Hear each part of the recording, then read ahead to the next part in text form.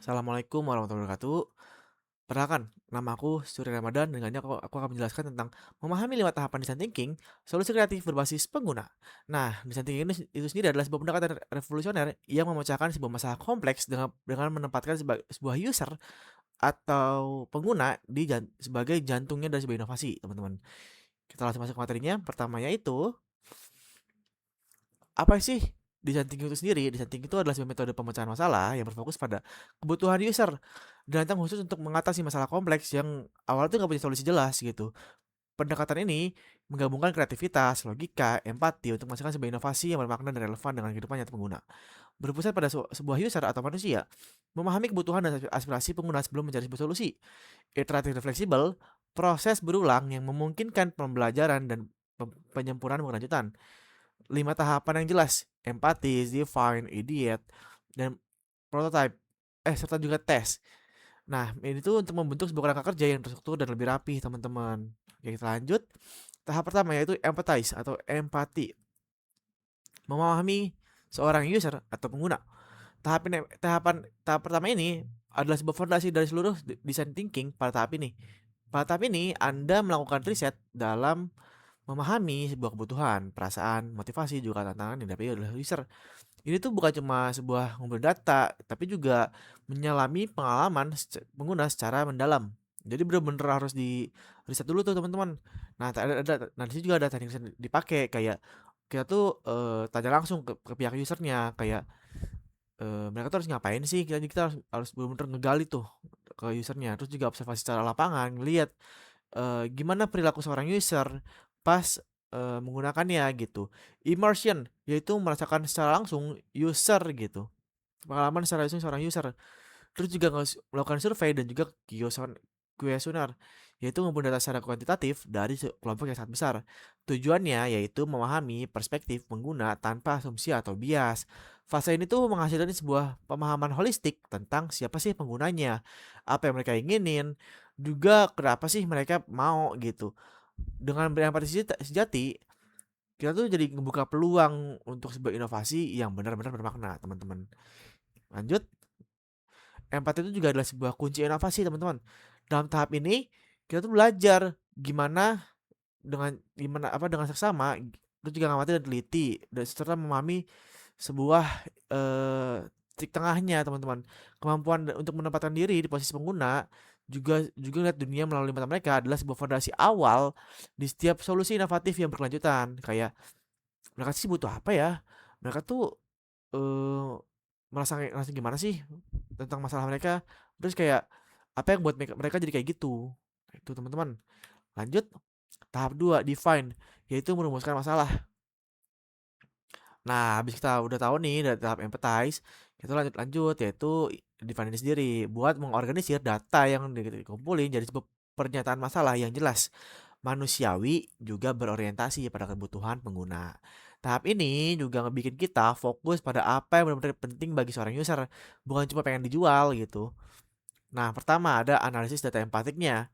Kita tuh harus ngorganisir dulu temuan kita, jadi tema dan pola yang bermakna, fokus ke apa yang paling penting bagi penggunanya gitu.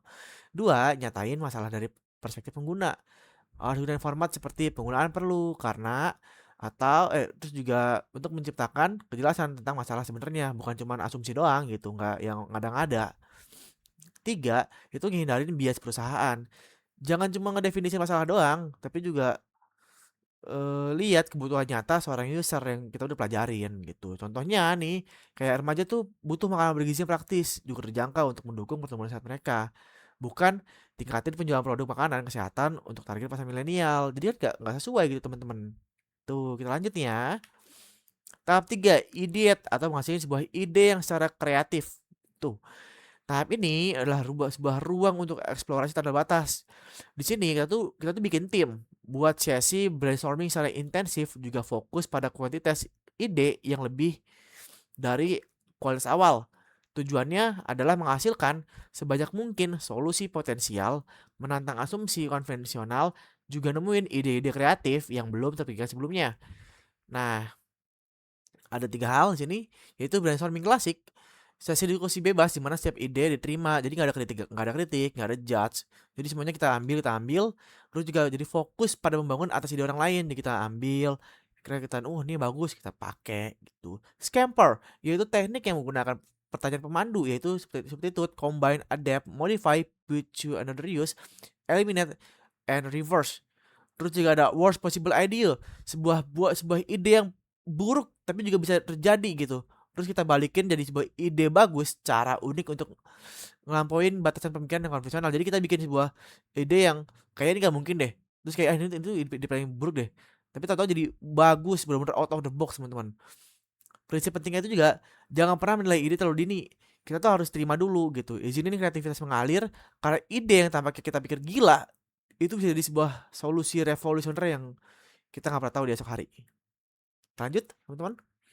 Prototype atau ngebuat model awal.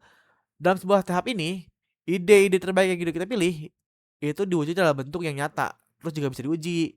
Nah, prototype ini itu nggak harus sempurna atau mewah. Tujuan itu kan buat ide cukup konkret gitu, sehingga pengguna dapat berinteraksi dengannya dan juga ngasih feedback yang lebih kita inginin gitu. Prototype ini berfungsi sebagai jembatan antara imajinasi dan realitas. Bentuknya itu bisa macam-macam, teman-teman. Sketsa, wireframes, mockup digital, model fisik yang sederhana, roleplay atau simulasi, serta juga ada prototipe interaktif. Oke, kita lanjut, teman-teman. Kelebihan. Tahap 5 yaitu tes atau uji dan evaluasi prototipe. Tahap ini adalah sebuah momen kebenaran di mana kita ngebawa prototipe ke depan penggunanya dan mengamati bagaimana mereka berinteraksi dengannya. Feedback yang kita terima tuh kayak gimana sih? Karena itu pasti lebih berharga gitu, teman-teman. Memahami apa yang berhasil gitu, apa yang enggak, dan di mana di mana kita harus tahu apa yang kita perbaiki gitu. Penting juga untuk diingat bahwa ini tuh baru testing, bukan akhir dari semuanya. Itu tuh baru awal dari siklus iteratif yang berkelanjutan. 1. Ngelakuin sesi testing. Kita tuh ngajak user untuk berinteraksi sama alat yang kita butuhin, gimana cara dia mengontrolnya, terus kita harus lihat perilakunya gitu. Terus juga kita kedua ngumpulin feedback kualitatif, tanyain ke user tentang hal yang mereka lakuin gitu. Itu harus ngegali pemikiran mereka, perasaan juga saran dari yang mereka lakuin gitu. 3. Analisis dan pelajari. Kita harus mengidentifikasi sebuah pola dalam feedback untuk memahami apa yang resonan dan apa yang perlu diperbaiki gitu.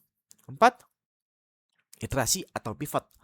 Kembali ke tahap sebelumnya untuk menyempurnakan solusi atau bahkan memulai dari awal jika insight menunjukkan arah baru yang lebih baik. Uji coba nyata untuk solusi yang tepat. Testing dengan pengguna nyata atau user yang real itu mengubah asumsi jadi fakta. Ekspresi antusias, pertanyaan yang diajukan, juga cara interaksi mereka, itu tuh ngasih wawasan kita yang gak bisa kita dapetin dari data ataupun analisis saja gitu. Setiap sesi testing itu tuh kesempatan belajar, juga ngedekatin solusi kita ke apa yang benar-benar dipengenin pengguna gitu. Kita tuh ngobservasi perilakunya, lihat secara langsung mereka tuh pakai prototipe kayak gimana sih, bener nggak sih? Nggak cuma mereka bilang, mereka cuma ngomong doang gitu. Enggak, kita harus lihat. Dengerin feedbacknya nih, feedbacknya yang jujur, positif juga negatif. Itu sebuah harta karun guys buat memperbaikin ya gitu.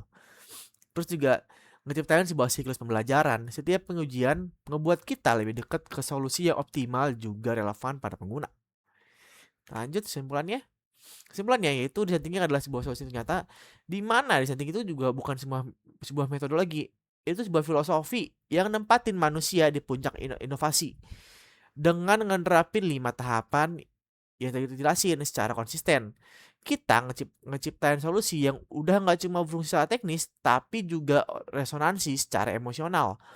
Juga mecahin masalah yang benar-benar dihadapin sama user. Empati, memahami kebutuhan pengguna, definisi yang jelas, ngerumusin masalah yang tepat, kreativitas tanpa batas, menghasilkan sebuah solusi inovatif, eksekusi nyata, mewujudkan ide menjadi prototipe, hingga pembelajaran berkelanjutan, menguji dan menyempurnakan hingga sempurna. Ingat teman-teman, desain thinking itu udah bukan lagi itu adalah proses. Desain thinking adalah proses iteratif yang fleksibel, nggak cuma tujuan yang benar, pendekatannya tuh harus sesuai dengan konteks user juga masalah yang ada. Nah, dengan memahami dan menerapkan 5 tahapan ini, kita tuh jadi tahu untuk memberikan diri untuk menciptakan solusi yang berdampak, relevan, dan benar-benar mengubah kehidupan pengguna menjadi lebih baik, teman-teman. Oke, sekian dari saya. Assalamualaikum warahmatullahi wabarakatuh.